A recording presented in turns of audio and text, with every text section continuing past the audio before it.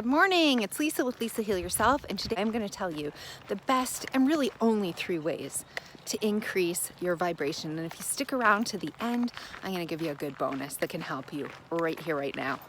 This is the $1 million question. A lot of people who are chronically ill and who have chronic emotional or physical conditions that they need to heal can't feel good vibrations. They don't know how to feel good emotions anymore.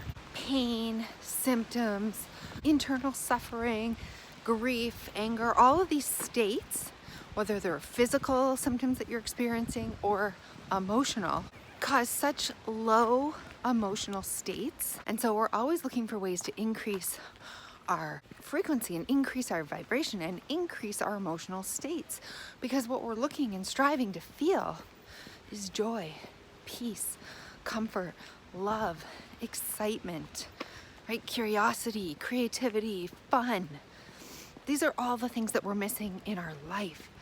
So if you've gotten to a point where you really don't know how to feel those anymore, then this is the video for you. I want to start off by saying that none of this is your fault. Okay, this is just the way it is. Okay, so no blame. There's absolutely no blame when it comes to trying to raise our vibration, because blame induces guilt, which is another emotion that we need to get rid of in order to feel happy or feel joy, right? So guilt is weighing us down. We need to shed the guilt and the shame. So there's no blame to go around here.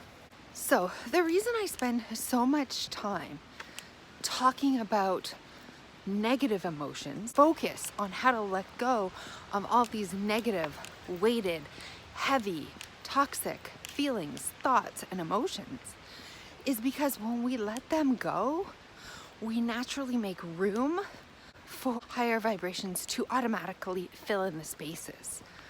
Okay, so again, I've used this analogy before, but when you think of a cup, you have a cup of water, okay? It's full of toxic emotions, thoughts, and energies. And if you say, I am going to change my thoughts, I'm going to change my emotions, I'm going to, and you want to pour more water into that glass, you want to pour love and joy and comfort and peace and happiness and curiosity and creativity, there's no room for it. You first must get rid of, you must heal the negative. You must heal those denser vibrations. You must let go of those negative thoughts in order to make room. Because when the glass is empty, when you pour that out, now you have room to pour in all the positive emotions.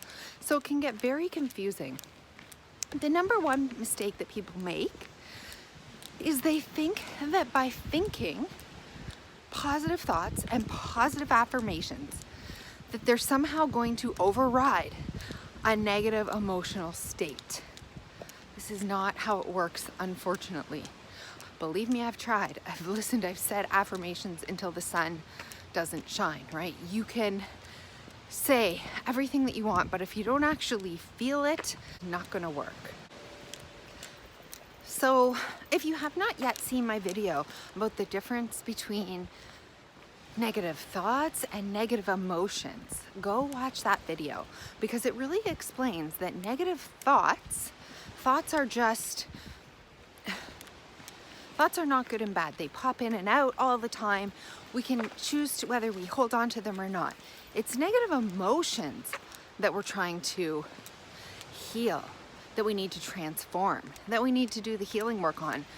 So when we're in a negative emotional state like fear, grief, sadness, anger, helplessness, hopelessness, when we are in these negative emotional states, not thoughts, okay, they're states, we can't put in a positive thought and expect to change a negative emotional state.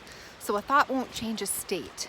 So if you're thinking a negative thought, then yes, affirmations work, because you can, positive emotions, you can turn towards a positive thought. You can replace a negative thought with a positive thought. This is where it gets confusing. So that's why affirmations work, because if you've got one negative thought, or if you've got a collection of negative thoughts, you can replace those with positive thoughts, with positive affirmations. But when you're feeling a negative emotional state, like a real deep state, this comes from an emotional wound, a trauma, or a trigger, such as fear, guilt, grief, sadness, anger, helplessness, hopelessness, despair, jealousy, envy, all these states These are states. These are states of being. So this is when it's not just a thought anymore. You're actually feeling the density and the weight of the actual state of this emotion. This is a heaviness. And a state cannot be replaced by a thought unless you've got so many positive thoughts that the collection becomes so great that it eventually turns into a state, right? All these positive thoughts eventually turn into a positive state. That positive state can replace the negative state, okay? So how do we raise our vibration? We're looking to raise our emotional state. We don't really want a collection of positive thoughts or thinking. We want to raise our state, the way we feel inside, our vibration, right? Our emotional state to joy, love, acceptance, peace, fun, curiosity, happiness, love, forgiveness. These are the states of being that we're looking for. And this is why it's so hard to increase our emotional states without doing the work first to get rid of your lower vibrational states. Because again, if you take the analogy of the water glass, you can't pour in positive emotional states on top of negative ones because there's no room.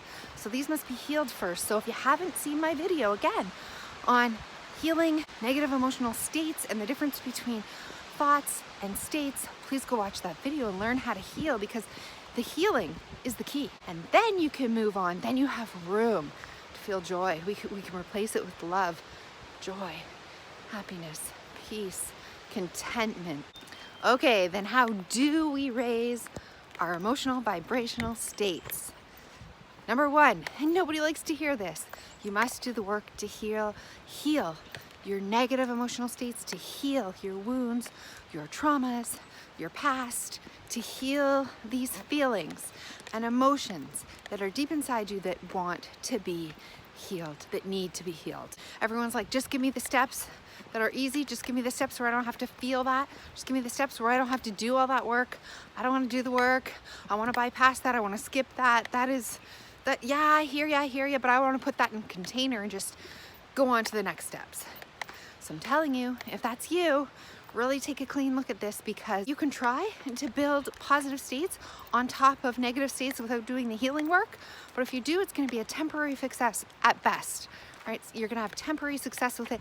And those feelings are going to be triggered and then raise back up to the surface every time you see that person who triggers you, every time you come in contact with that situation that totally makes you feel that way. Anytime, an accumulation of overwhelm happens in your life, these triggers are going to cause these emotions that have not been healed to rise to the surface. So yes, you can skip step number one. It'll be temporary. You'll always be going back and forth like a ping pong, and you're wondering why you can't, consistently have an elevated emotion. And number two, meditation, daily meditation. So this is a way that we can change our state by disengaging from our thoughts, by stepping back, by letting them, whatever rises up to the top, rises up, and we just feel whatever is there, whatever we're meant to heal. So this is a way of deep healing. If we feel that anger rising to the top, that grief rising to the top, we don't try to get it out of our mind. Meditation isn't really a way to block all thoughts, as a lot of people think it is. It's a way to feel deeply what needs to be felt. So we're blocking everything out that doesn't matter, all those to-do lists, all those things that aren't really the point, and you're allowing the feelings that really want to be heard and felt to rise. And then we sit with them for as long as they need us to. Now, some people meditate where they try to block out all thoughts. And this is also a break for your mind. So if you're still stepping back, stepping away, giving yourself clarity, a break, you're practicing the art of disengaging, of taking a breath, of breathing through, of realizing that all those thoughts popping up are not you. That's also the point of meditation, right? Realizing all those thoughts that float by are not you. You choose to grab them, or you choose to let them pass. And it will eventually, over time, allow the negative states to rise, be seen and felt in their entirety. So meditation practice, if you want to raise your vibration, is crucial. I would start with 10 minutes a day if that's all you have time for. But truly, a half an hour a day, even an hour a day. And sometimes Meditating can just be going for a walk. It can be turning everything off. It can be being with your thoughts. Or in those moments when you're feeling triggered and overwhelmed, it can be taking a break, going, meditating at that moment, really disengaging from life, all those thoughts, all those to-do lists, all those things that are swirling around in your monkey mind. Leaving space will leave room for the better vibrations to rise. We're feeling calmer, more at peace. We're feeling a little more hopeful, ready to move forward with our day or our life in a more positive manner. And step number 3 is working with thoughts. This is the one that people prefer. This is the one I said won't heal you, but these exercises do help. Because if we're working with thoughts, if we're replacing our negative thoughts with positive thoughts, and that calms down our central nervous system. And when we can get out of fight or flight, our fight or flight system is activated because we're feeling overwhelmed, we're feeling stressed out. You know, we have all this thought swirling, it's negative, we just can't stop, the monkey mind. And when we're kind and compassionate and loving to ourselves and we slow down, right? We slow down everything, we get out of fight or flight, and we start to replace those with a collection of kinder, more compassionate thoughts for ourselves. We calm down our nervous system, calming down the thoughts, calming down everything negative, and then replacing with positive. This is where affirmations come in, right? Where we create the future that we want. We create the thoughts that we do want. We replace what's in our head with something more valuable, more wanted, that makes us feel better, lighter, happier, more at ease, more comforted, more hopeful. We're replacing these thoughts. And like I said, people usually think this step number 3 is it. This is the work. And it's really important to do this work because like I said, when we're not swirling with negative thoughts, they don't continually collect and accumulate into a great big giant storm or a snowball that's hard to stop. And then those accumulation of that storm or that snowball turns into a negative state. So our thoughts can often lead us to negative emotional states that need to be healed. So if we can cut them off at the thought level, they never get there. But those wounds are still under there and they still need to be dealt with because eventually they will rise. Eventually something will bump into them and they'll be triggered and you will need to deal with those. You will need to heal those wounds. That's why I like to say that's where the real healing happens. All right, I'm gonna give you a bonus because I know you're sitting there saying, Lisa, that seems like it's so much work and all I wanna do is feel happy right now. Please just tell me how I can feel happy, calm, more at peace, a little better right now. This isn't gonna fix the problem forever. This isn't gonna be the healing work that you need to do, but this is your bonus and this will help. So the biggest thing that you can do right now if you wanna feel better right now, feel happier, feel more love, feel everything right now, is to practice self-love practices. If you haven't seen my video on self-love, go watch that. Find out ways that what can you do for yourself? Ask yourself this one simple question. What can I do for myself right now in this moment to help me feel a little more loved, a little more soothed, a little more calm? And then do it. Go do things that you enjoy. Get involved in life. Go do a hobby that makes you happy. Drink a cup of tea that makes you smile. Watch a program that makes you laugh. Immerse yourself in life in the things that make you happy. And I know if you're saying, but I just can't feel happy, then you really need to follow the other 3 steps. But if you just want to feel better in the moment, I know there's something even small that you can do for yourself right now that's going to help improve your mood, that's going to help improve your state, your emotional state, right? Be kind to yourself. Love yourself. Show that self-love to yourself, that compassion, that kindness. Get involved in life. Do things that make you happy or laugh or smile or feel better or more soothed. Whatever that is, do it. Do it and keep doing it. That's what you need to do. Self-love really is the fastest route. It's the fastest way to transform all of it. When is the last time you did anything that just for the pure joy of it?